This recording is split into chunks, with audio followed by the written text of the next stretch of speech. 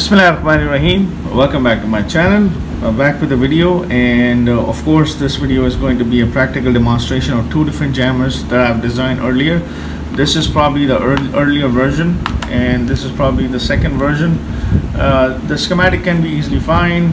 You can easily find the schematic online, and we're going to check the operation of these two jammers using HackRF, because RTL-SDR dongle doesn't work because these jammers are operating at 2.4 GHz frequency band.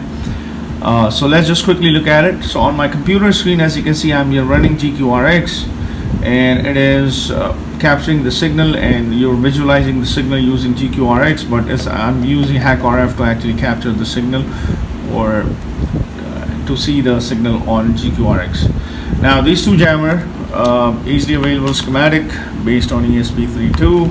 This one and NRF24L. That's the module along with your ESP32. This particular jammer has both ESP32s, two ESP32s in it. That is being powered by a USB cable. This particular is being operated and powered by a 9-volt battery. So we're going to look at the operation of both of these jammers. So the first thing that you do, let's look at the operation of this particular jammer, and we're going to use both of these jammer to see the effect of it. So if I use both of these jammer, will I see increase in power? What do I see at the receiving end? So that's the idea behind this particular video. So let's just simply power this up. Let me just power up this particular jammer by connecting a 9-volt battery to it.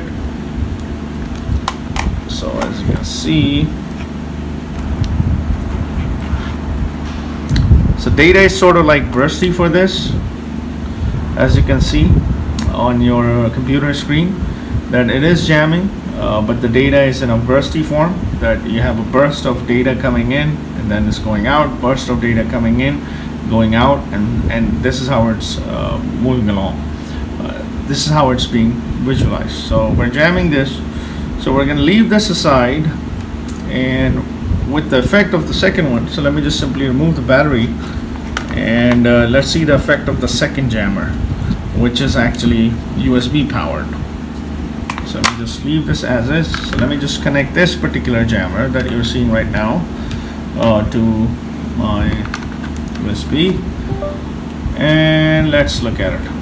And boom, as compared to this particular jammer, the data is not very much bursty. It's actually taking a wider spread, and you can see the bandwidth of this. So if I were to move this, the bandwidth is 2.432 all the way up to 2.35. So we are getting about 2 megahertz of bandwidth, and it's much wider, and it has about probably a signal strength of about -40, -42, -45, something like that. Now let's combine both of these guys together, and let's see the effect of this. So when I apply this, let's see what happens when I use both of these jammers together. So first of all, let me remove this, because it's easy for me to remove this one.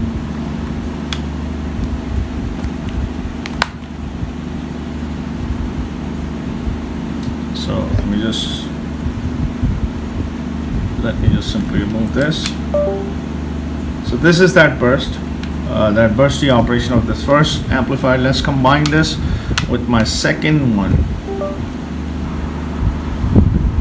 Here we go. So you would see that it's after combining both of these, I think the effect of this guy is quite dominant, and this is what is taking place. I mean, if I were to move this around, so this is the effect that you would see, that it's not basically changing now because of this particular jammer. I mean, the power is being stabilized instead of being bursty. Otherwise, with just this jammer, you would see the effect, which is sort of like bursty, as you can see it on waterfall. But when I enter this jammer, I think this takes over, and this gives you that stable jamming effect from 2.43 all the way up to 2.435. So this is just the basic demonstration of these two jammers working along at 2.4 gigahertz.